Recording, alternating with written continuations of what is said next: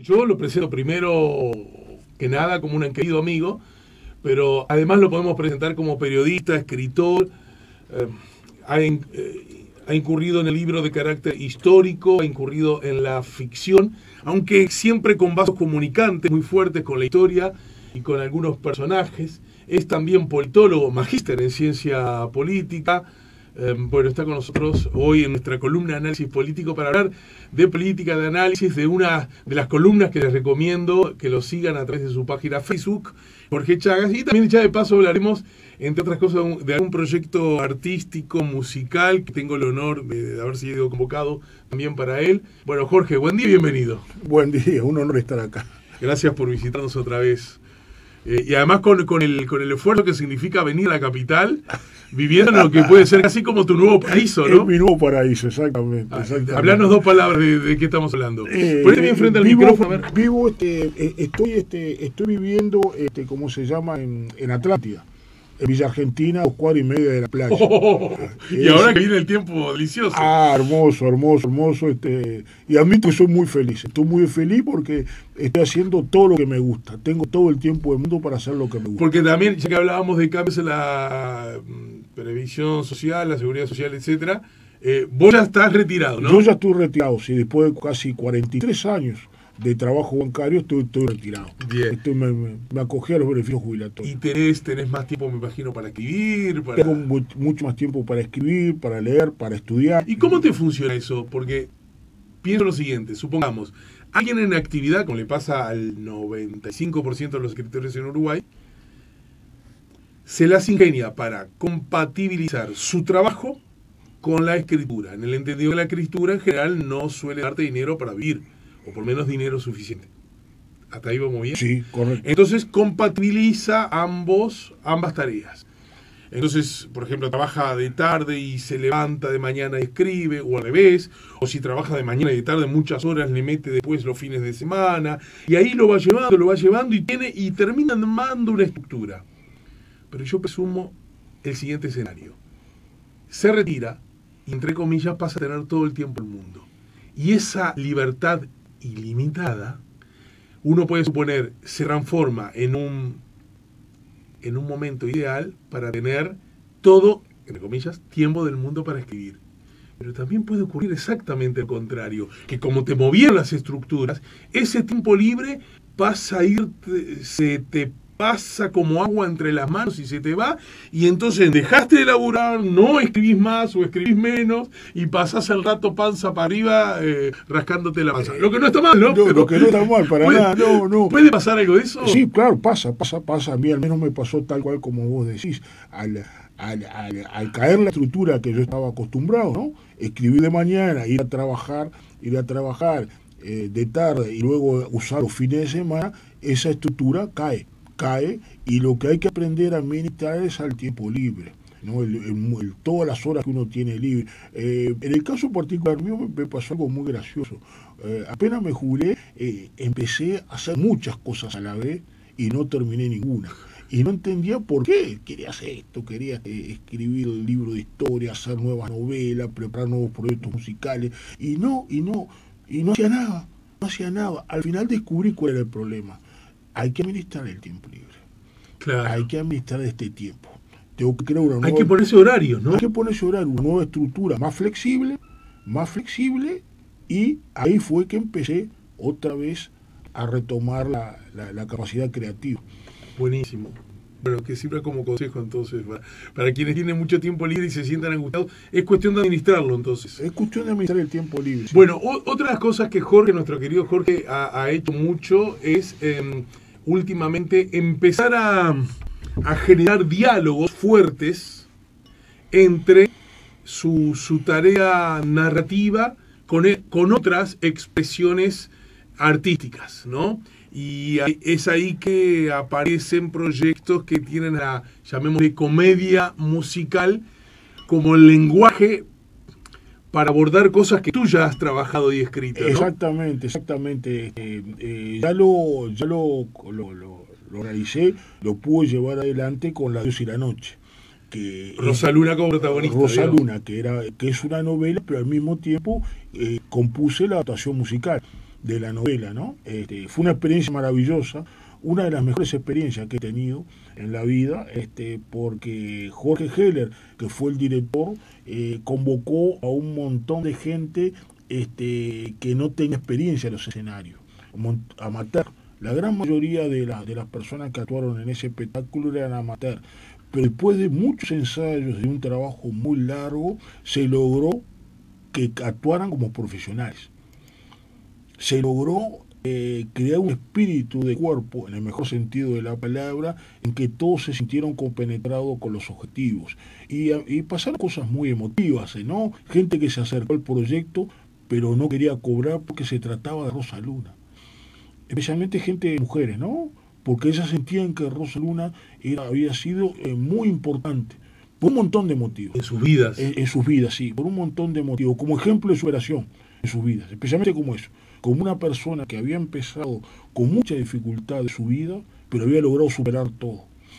Y había logrado Y que sentían que era una lucha. Una lucha, ¿cómo es que dicen? Una guerrera. Ajá. Esa es la palabra que se usa mucho ahora entre las mujeres. Pero una guerrera. Esas personas al participar de ese proyecto como que devolvían lo que devolvían el favor. Exactamente, estaban rindiendo su homenaje. Eso es una cosa maravillosa.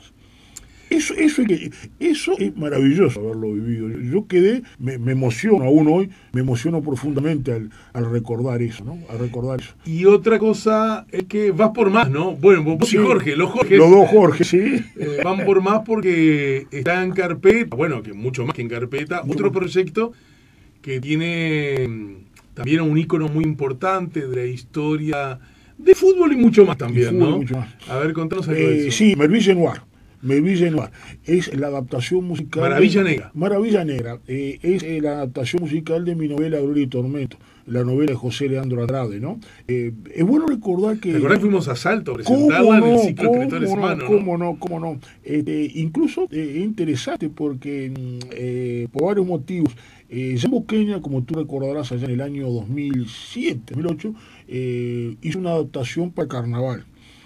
Esta vez. Nosotros, la idea que tenemos con Jorge Heller y con Damián de Weiss, que es el director musical, es hacer una adaptación que sea universal, que no tenga nada que ver con el carnaval, ni nada que ver con las comparsas, ni con el candombe, sino una adaptación que dentro de 10 años se pueda presentar, cualquier otro grupo la pueda realizar sin ningún tipo de problema. Hacer una cosa más universal y más atemporal. Bien. De otras características, en que la danza sea fundamentalmente contemporánea. Bien. Por eso nosotros hemos solicitado bailarines de raza negra, hombres y mujeres, que sepan danza contemporánea. Es lo que solicita Heller, que conozcan el tema de la danza contemporánea, porque esa va a ser una de las claves del musical. Bien, sobre el final de la charla retomaremos algún datito más acerca de este tema, pero como esta es entre comillas, la columna de análisis político, bueno, yo lo primero que quiero decir es que, como bien sabés, porque 2x3 intervengo, yo disfruto mucho de esas columnas que haces en tu página de Facebook, que además denotan una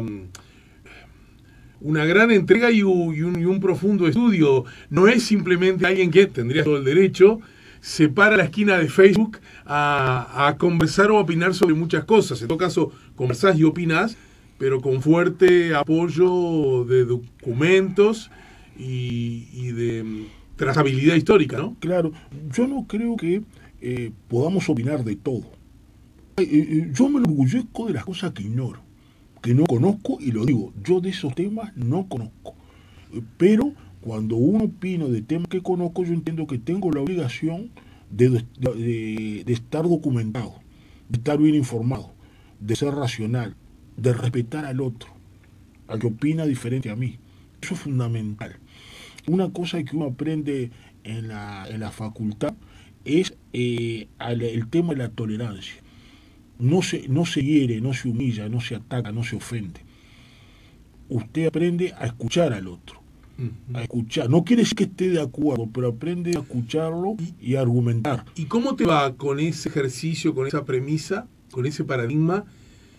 Por ejemplo, Facebook es tu red por excelencia, ¿no? Sí, sí. Donde suele ocurrir, se suele decir, que justamente el ámbito para el respeto, para la tolerancia, para el valor de la idea ajena, no siempre luce como el más propicio. ¿Cómo te ha ido a ti en ese desafío? Sí, sí, eso es verdad lo que tú decís. Me decía Lin Cardoso, el periodista Lin Cardoso, no? me decía que el Facebook es como una gran mostrador de boliche, en que cualquier opina de todo y que no todo cuidan las formas, y que esto que está pasando ahora está en Facebook, las redes sociales en general, es lo que pasaba antes, lo único que ahora es más público, que pasaba antes tanto en el boliche como en las reuniones de amigos, las reuniones familiares, en todo tipo de cuestiones, gente que opina y muchas veces es saltado y sin mucho fundamento.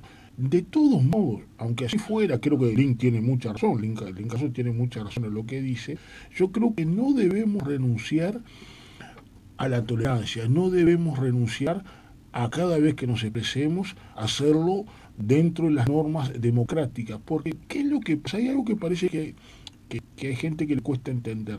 La democracia no es el gobierno de las mayorías. La esencia de la democracia es el respeto de las minorías. Esa es la clave de la democracia, porque lo que trata de evitar la democracia es la tiranía de las mayorías.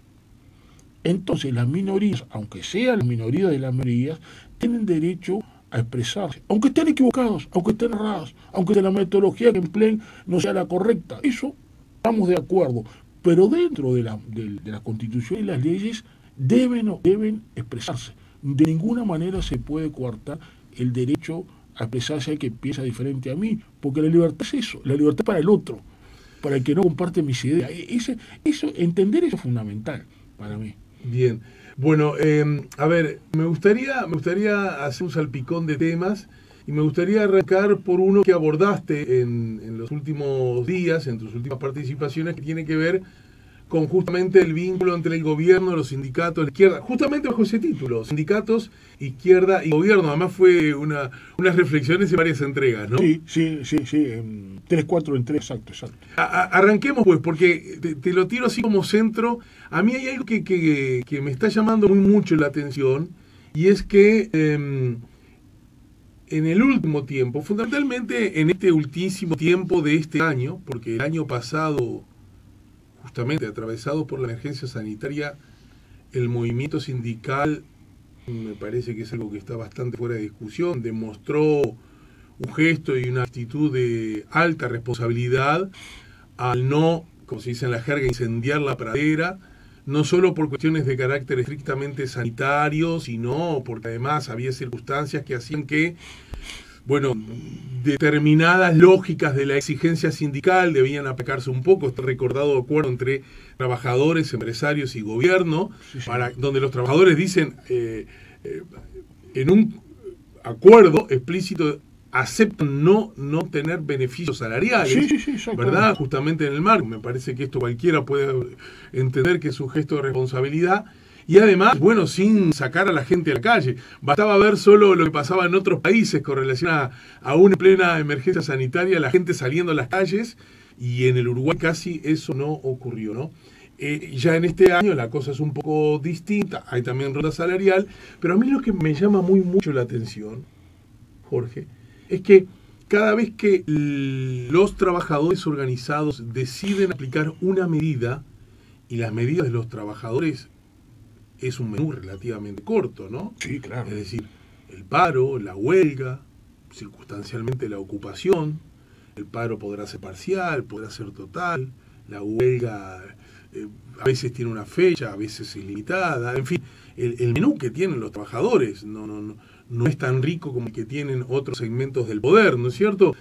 Y cada vez que eso ocurre, en el gobierno, algunos medios de comunicación, voceros oficiales u oficiosos del gobierno, señalan alta disconformidad del gobierno por la medida que entiende el gobierno que la medida no es adecuada, se entiende que este gesto es injusto y que no, y quiero decir, pero Esa ha sido la historia de la humanidad. Yo no sé si alguna vez un sindicato hizo un paro y el gobierno dijo, la verdad tiene toda la razón del mundo en hacer ese paro porque la circunstancia por la que están pasando los trabajadores es injusta y nosotros los sometemos a realidades inhóspitas. Nunca ha pasado. Nunca pasó. Ni siquiera el gobierno de la izquierda, Ni donde el siquiera PCNT el también gobierno. hizo paros. Y claro Muchos. que hizo paro, claro Pero, que hizo entonces me gustaría que arranquemos por ahí, pues, en tu desarrollo y tu evaluación. Claro, mis columnas las empecé a escribir a raíz de críticas de los partidarios del gobierno sobre que el PCNT no estaba siendo democrático.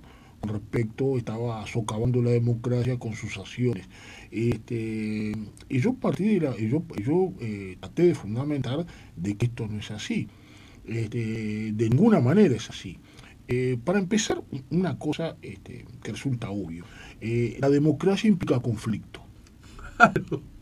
Es eso no necesita mucha complicación, es simple. La democracia acepta el conflicto. Y no solo sindical, conflicto de todo tipo. Y muchas veces no los puede resolver de una vez y para siempre. ¿No, verdad?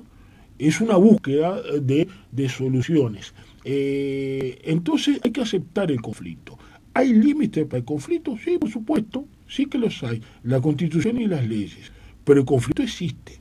Y el gobierno, obviamente, que ningún gobierno le agrada que hagan paro, a ningún empresario le gusta que le hagan paro. La pregunta es, ¿qué origina el conflicto? Y una vez que se tiene claro el origen del conflicto, se negocia. No hay ningún tipo, los sindicatos, es obvio que, esto también lo traté en mi columna, que la conflictividad va a ser más alta en este gobierno que en los gobiernos del frente. ¿Por qué? ¿Por qué va a ser más alta? Por un motivo obvio, porque el movimiento sindical consideraba que el gobierno del frente se acercaba mucho más a sus objetivos, era mucho más amigable. En cambio, considera que este gobierno, la política social y económica de este gobierno no es buena para la clase trabajadora. Puede ser que estén equivocados. Puede ser que el PCNT esté equivocado con esta visión. Puede ser que la metodología que emplea el PCNT esté equivocada. Puede ser que el PCNT no represente a la mayoría de los trabajadores y ni siquiera al pueblo. Puede ser. Pero aún así, aún en el error, no se le puede negar el derecho a movilizarse y a expresar sus opiniones. Porque esa es la democracia. Esa es la clave. Eso es lo que tenemos que entender. Porque si no entendemos eso, podemos deslizarnos peligrosamente a considerar o que los sindicatos deben ser reglamentados, o que no deben existir, o que hay que reprimirlos. ¿No es verdad? Eso es peligrosísimo. Por eso tenemos que tener cuidado. No significa que tengan la razón, significa que tienen el derecho a expresarse. Yo tenía un gran amigo, compañero de facultad, Pablo Ney Ferreira, se llamaba, una persona que desgraciadamente no llegó a doctorarse en ciencia política en la Universidad de España, para que vean el nivel que tenía, ¿no? A propósito, vos hace 2 años que ya tenés tu magíster, ¿no? Sí, yo ahora estoy haciendo la tesis de doctorado. Aquí en la UDELAR. Por ahora sí, por ahora. No, ¿sabes por qué lo pregunté? Sí, porque la pandemia ayudó a que mucha gente también estudiara a distancia, en línea, en otros lugares del mundo, ¿no? Ahí tengo alguna propuesta, pero todavía este año no. Lo que es seguro que la estoy preparando para acá. Mis intereses son más modestos, más humildes. No, cuento esto. Pablito tenía un gran nivel intelectual, uno de los tipos que más sabía de teoría política, y era colegialista. Defendía el sistema colegiado. Y yo le decía, Pablito, yo me parece muy bien, yo te respeto mucho tus ideas, que seas colorado, que seas ballista, pero colegialista. La historia demostró que el colegiado en este país no funciona. Y él me dijo algo que me quedó grabado en la mente. No importa ser la minoría de las minorías, lo importante es la argumentación. Si la argumentación es coherente, es lógica y es fundamentada, no importa ser el único que piense de esa manera. Lo importante es la argumentación y que se me dé la libertad de expresar mis ideas. Eso a mí me quedó grabado a fuego, las palabras de mi gran amigo fallecido, Pablito. Bueno, esto dialoga bien con una frase que vi que posteaste en Facebook de Mark Twain. Sí. Cada vez que se encuentra usted del lado de la mayoría, es tiempo de hacer una pausa y reflexionar. Exacto, exacto. Conviene cada tanto, ¿no? Hacer un... Sí, yo me acuerdo que hay un profesor de historia que yo le tengo mucho respeto, a pesar que no coincido con él. Vos seguro lo conocés bien, Vázquez Franco. Pero claro, no solo le conozco bien, exagero si digo que tengo cierta amistad con él, porque a tanto no da, pero tenemos un buen diálogo, buen vínculo, y lo he invitado al ciclo Escritores a Mano en más de una oportunidad. Bueno, Guillermo Vázquez Franco, que todos sabemos que tiene una visión sumamente crítica sobre la historia patria y sobre las personas de Artigas, ¿no? Sí, claro. Y él lo que ofende y enoja mucho, ¿no? Lo que ofende y enoja mucho. Pero creo que es un error enojarse y ofender, no, porque incluso, por lo que acabas de decir vos. Incluso alguna vez lo censuraron. Le cortaron la transmisión en una radio con lo que él estaba diciendo, al aire le cortaron la transmisión. Y él dice algo que es cierto. Durante mucho tiempo la mayoría pensaban que la Tierra era plana. Y eso no quiere decir que las mayorías tienen razón, ¿no? Galileo Galilei casi lo pone en la hoguera, ¿no? Él, como él decía, ¿no? Me acuerdo que él dice eso, ¿no? Hay que tener cuidado con las mayorías. Y esto no sirve para la mayoría de ahora tan solo. Sirve cuando el Frente era mayoría también. Esto sirve, no solo esto que digo ahora. ¿Entendí? Cuidado. Ah, claro. Y por si alguien dice, salta ahora porque, digamos, no, el país está gobernado por el centro derecha, digamos. No. Con el Frente es lo mismo. La mayoría no significa que tuviera razón las mayorías del Frente, ¿no? Yo, por ejemplo, yo siempre fui muy crítico del empleo de la mayoría automática, de la mayoría parlamentaria. Yo creo que siempre hay que negociar y consensuar con la oposición en ciertos temas. Para mí es lo ideal. No hacerlo solamente con mi mayoría abrumadora, ¿no? Que creo que más bien hay temas que por su característica uno tiene que negociar con la oposición necesariamente, aunque se tenga la mayoría, aunque pueda sacar el proyecto con los votos. Pero es una posición personal. Ajá. Es una posición personal mía, ¿no? ¿Y qué fue lo...? Bueno, vos decías que... ¿Cuál fue el puntapié inicial para que, por ejemplo... cito, ¿no? El origen de la célebre expresión cuanto peor mejor se suele adjudicar a Chaikovsky, ¿no? Sí, que fue que una persona que Lenin lo consideraba uno de sus inspiradores, sí. Su idea, hay que advertirlo, era poco pacífica. Cuanto más duras fueran las condiciones de vida de los más desfavorecidos de la sociedad, más propensos están a iniciar la revolución. Sí. Y uno esto...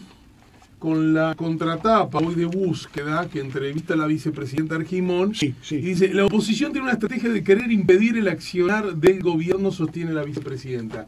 Y son, no digo que mayoritarias, pero son muchas las voces que están convencidos de que el conglomerado de izquierda general, la izquierda política, la izquierda sindical, las organizaciones sociales, con fuerte énfasis en la izquierda, ¿no? Como todos sabemos, en realidad lo que están... prefiriendo es que la situación empeore para de ese modo lograr más base social, qué sé yo, no lo termino de entender bien. Pero hay un razonamiento de ese tipo. Ese razonamiento tiene un cierto asidero con la historia, por lo menos en el Uruguay y en el Frente Amplio en particular. No, la cuestión es la siguiente. La estrategia cuando peor mejor no se refería a que el revolucionario tiene que empeorar las situaciones de la gente, sino que se refería en la Rusia zarista, ¿no? Estamos hablando de la Rusia zarista, ¿no? Se refería a que el propio régimen, por sus propias características, iba a empeorar la situación. Eso es lo que tenían que aprovechar los revolucionarios. Claro. No es una estrategia, es una visión de los hechos. En un tiempo y un lugar determinado. La central sindical tiene sumamente claro que si empeora la situación, incluso la calidad institucional del país, la salud democrática del país, los principales perjudicados van a ser los trabajadores. Si la economía le va mal, los principales perjudicados van a ser los trabajadores. Habrá menos salario, menos empleo. Es gravísimo. Si la salud democrática del país, la institucionalidad, es afectada, los principales perjudicados siempre son los más débiles. Bueno, ya le pasó al Uruguay. Ya le pasó al Uruguay, ya le pasó, ya le pasó a los trabajadores. Ya le pasó a los trabajadores. Eso está muy claro. Pero incluso, ahora estoy reflexionando contigo, ¿no? Trascendió hace pocas semanas que distintas corporaciones empresariales le sugirieron al gobierno que una buena forma para abatir el desempleo era pagar por debajo del laudo. Claro, sí, ¿es cierto? Bueno, esto parece unirse con esta idea que vos estás sosteniendo. Claro, no le conviene que le vaya mal al país, porque si le va mal al país, ese tipo de premisas, claro, es decir, retroceder en cuanto a los laudos, que los trabajadores, sabido que desesperados, las personas están dispuestas a hacer cualquier cosa por cualquier dinero, casi, hija de la desesperación. La desesperación, por definición, no ataca al más fuerte, ataca al más débil. Siempre ataca al más débil. Hay toda una concesión que dice que el tema salarial no debe ser regido por consejos de salarios, por negociaciones tripartitas, sino que tienen que dejarse librado a la oferta y la demanda. Es una concepción. Sí, claro. Es una concepción. De hecho, se aplicó en el país. Se aplicó especialmente cuando asumió la calle Herrera, que eliminó los consejos de salario, no se convocaron y después no se convocaron más hasta que asumió Tabaré Vázquez. ¿Qué pasó en ese periodo de tiempo? Los sindicatos solamente sobrevivieron los sindicatos más fuertes, como AEBU, por ejemplo, ¿no? AEBU sobrevivió, claro que AEBU sobrevivió, pero empezaron otros sindicatos, para poner un ejemplo, el sindicato de la aguja, para poner un ejemplo, básicamente se extinguieron, porque no tenían la capacidad de negociar, porque cuando se crea la oferta y la demanda, ¿qué es lo que pasa? Va a depender de tu capacidad de presionar a los empresarios para la mejora. Si no te esfuerza, se acabó.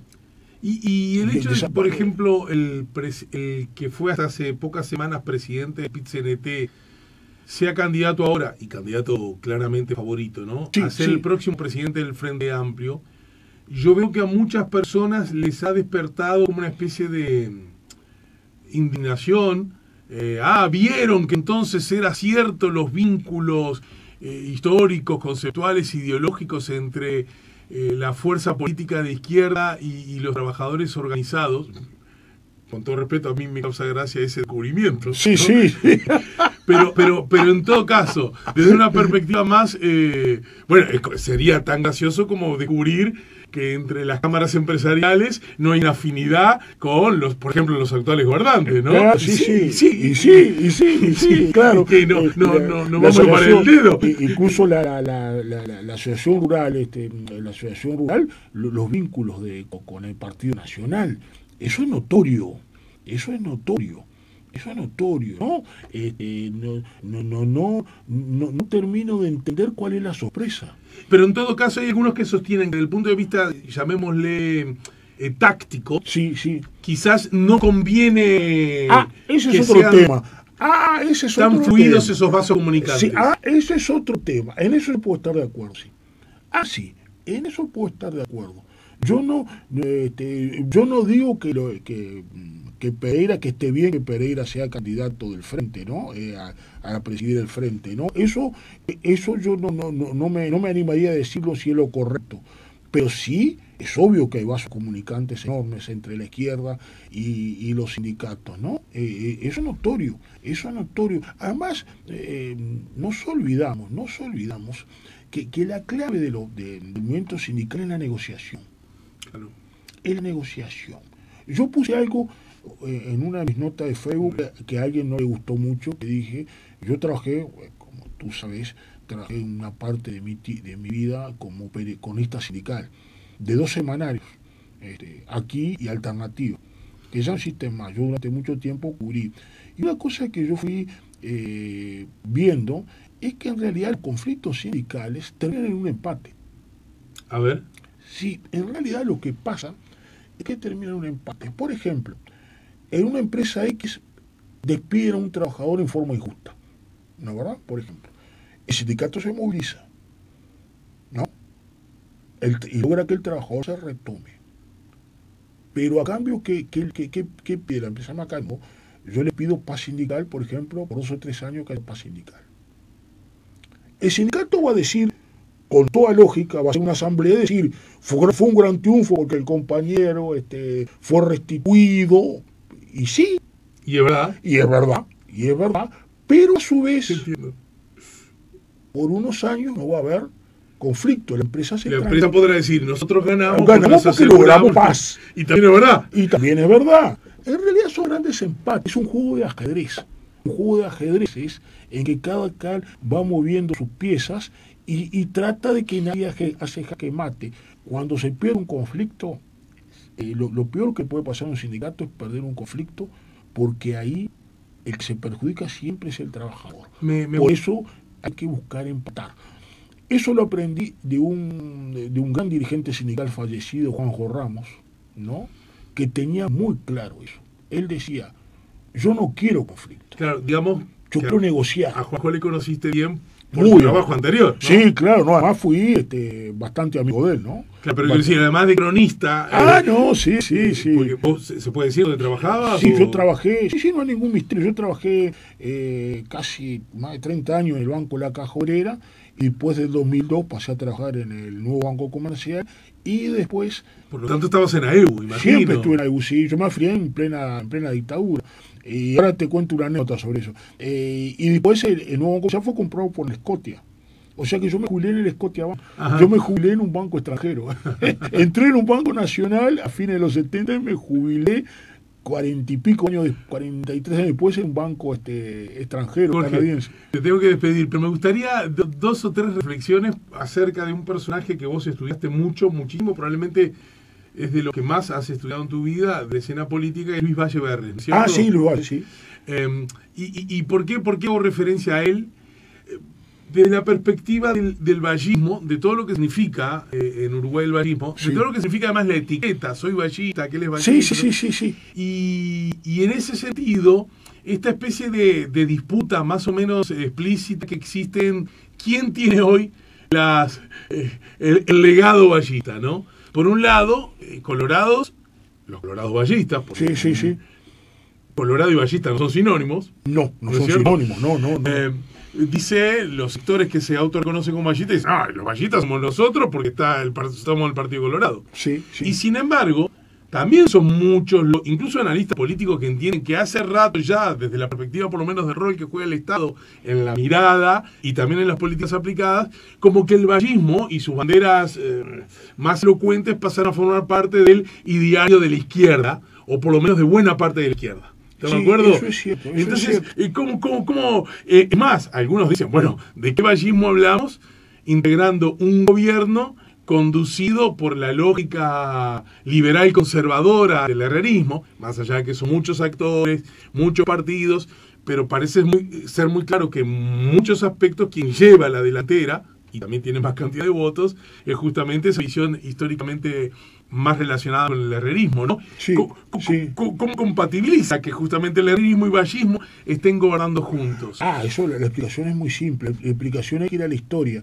Yo creo que hay un momento clave en la historia del Uruguay, de la historia reciente, que es noviembre de 1965. ¿Por qué ese mes y ese año? Porque en noviembre de 1965, ya muerto Luis Valle en el 64, gana las elecciones internas de A15, la gana Jorge Valle y su grupo. Y Jorge Valle tiene una visión liberal. Hay que acordarse que Jorge Valle era un gran lector de von Hayek, ¿no? El del Camino de la Servidumbre. Sí. Jorge Valle tiene una visión de que es necesario achicar el Estado, ¿no? Y que hay que apostar a la liberalización de la economía, ¿no? Eso, ahí, en ese momento, el Partido Colorado, la mayoría del Partido Colorado, que en ese momento le correspondía a la 15, queda en manos de un grupo que está Jorge Valle, que está Sanguinetti, también Julio María Sanguinetti y otros más, que es lo que yo entiendo que son los verdaderos neovallistas. Porque hay un giro ideológico muy importante. Jorge y Sanguinetti y otros más que estaban ahí, ¿no? Pero sin embargo, Sanguinetti no, desde la perspectiva estrictamente, digamos, de la política pública, Sí. no parece andar exactamente por el mismo tránsito que Jorge, ¿no? Sin embargo, él es el que habla de las familias ideológicas. Es Sanguinetti el que habla de las familias. Ahora me gustó. Es él el que habla de las familias ideológicas. En el varias décadas más acá. No es, en el marco del balotaje, de ese instrumento. Pero haciendo más hincapié en otros asuntos, sí, ¿verdad? Que tienen que ver otro incluso... matiz con Jorge. Que no es tan radicalmente liberal en lo económico. Tiene un matiz. No, de hecho, en sus gobiernos el Estado fue un actor importante. Sin duda. Tiene un matiz. Yo siempre dije una cosa, un Sanguinetti que me gustó mucho, que ahí lo vi, ballista, que es cuando defendió el aborto en el Senado. Con la curiosidad de que él fue miembro informante. Exactamente. En un gobierno de izquierda, cuyo presidente fue el que terminó vetándolo. Ahí, en ese momento vi al Sanguinetti ballista. Pero ahí hablamos de una cuestión liberal, ¿no? Sí, el liberal del pensamiento, ¿no? Pero es lo que haría un ballista. Sí, claro. Es lo que haría un ballista. Exactamente, ahí lo vi actuar como un ballista puro y duro. Fue uno de los mejores momentos que lo vi a Sanguinetti actuar, ¿no? En ese sentido, ¿no? Bien, algunos dicen que el espanto que les provoca a muchos actores lo que significa el Frente Amplio hace que, al decir de Borges, no los une el amor, sino los une el espanto, ¿no? Algunos entienden que esa idea de que, bueno, cualquier cosa es mejor antes que gane el Frente Amplio. Botinelli le he escuchado decir ir en esa dirección. Pero no han advertido algo. Todavía queda como un discurso de la Guerra Fría. Acá había un politólogo norteamericano que vino cuando se produjo el debate entre Sanguinetti y Tabaré Vázquez en las elecciones del año 94. Y me acuerdo que le dijo, creo que fue Alfito Garcés, le dijo, pero parecería que no se dieron cuenta de la Guerra Fría. No solo que terminó, que hay un ganador. ¿Quién es el ganador?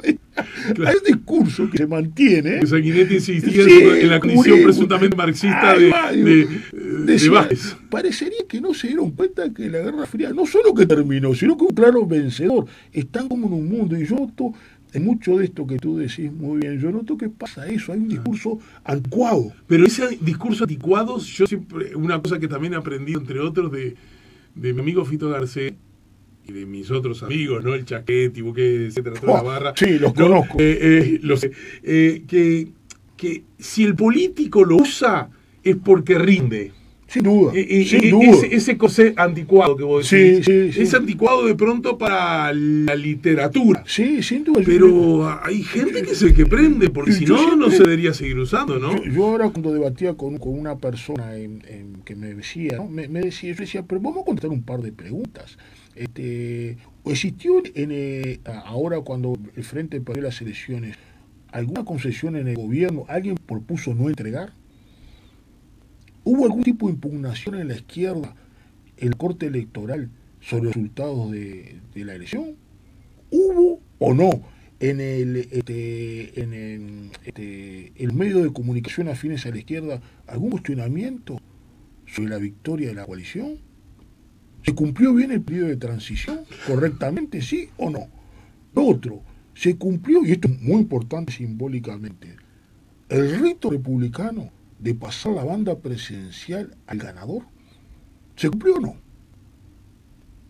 Porque eso es lo que hay que contestar. Lo demás es cháchara, digo, eso es lo que tenemos. Porque ahí estamos, si respondemos honestamente a esta pregunta, vamos a saber que no es un problema, la izquierda no es antidemocrática. Cuando el Uruguay tuvo participación de las mayorías y las minorías en todas las empresas públicas, en todos los organismos descentralizados, sin cortapisa ni límite de ninguna naturaleza. Durante el gobierno del Frente, sí, claro. En particular durante el gobierno de Mujica. Sí, Mujica. De Mujica. El Tupamaro antidemocrático. Que atentó contra las instituciones, estamos de acuerdo, ¿no? Eso bueno, no puede cosar. Fue capturado por eso, fue llevado a un estrado judicial y pagó con prisión, ¿no? Castigado, sí, el castigo no escapó a su castigo. Ya ocurrió. Sí, el castigo ya está. Si hay algo que tiene Mujica, te gustará más o menos, es que impune no es. No. Más bien todo lo contrario. Más bien todo lo contrario. ¿Verdad? Entonces, a mí esas cosas me resultan muy graves. Cuando el otro día, el marco, ya sé que con un uso político, pero por eso es como decís vos, Sí. ¿por qué se usa eso? Porque se ve que rinde. Cuando el ministro de Defensa, ante la interpelación del diputado comunista, ¿no?, acerca de la compra de los Hércules, dice, acá no estás diciendo ni vos ni yo que la interpelación estuvo bien, que es adecuada, no esa ese parte, baile. esa parte. Dice, lo que pasa es que se hace esta interpelación porque el Partido Comunista tiene una política anti-fuerzas armadas y esto forma parte de eso. Y entonces yo razono, pero el Partido Comunista gobernó 15 años consecutivos el país. Claro. Hubiera aprovechado esos 15 maravillosos años para darle patabaco a las Fuerzas Armadas. Y no lo hizo. ¿Qué lo va a hacer ahora? Que es oposición, que no tiene fuerza. No lo hizo, ¿qué lo va a hacer? No, pero se entiende. Además, eso es juego político, yo entiendo a García porque dijo eso. Porque es una, lo acabo de decir, dentro de la lógica política. Es lógica política, pero no es la verdad. Pero no es la verdad. Ni vos que querés ser senador, ni yo que quiero ser diputado, tenemos la obligación de decirlo. Bueno, claro, también sería con lógica política, pero no tiene asidero con la verdad. No tiene asidero con la verdad, ¿no? De con los hechos. Manera, claro, eso es eso. ¿Cuándo se estrena el espectáculo Maravilla Negra? Estamos preparando una van premier, la idea es, y la idea es estrenarlo en abril del año que viene. Bien. En abril. Tenemos además de tu presencia. Tengo el honor de haber sido convocado. Va a estar Eduardo Aluz, Daisy Tourné. Daisy Tourné, la ministra. Sí, haciendo el papel de condesa. De la condesa Marguerite, la que fue uno de los amores de André allá en París. ¿Qué historia es esa? Les recomiendo que lean la novela. Sí, es una historia, es toda una historia, ¿no? Y tenemos, es nuestro sueño, es nuestro sueño. Jorge, querido, te dejo un abrazo bien grande, te agradezco mucho tu visita y como siempre, te deseo mucho éxito. Gracias. Y saludos a Villa Argentina. Gracias.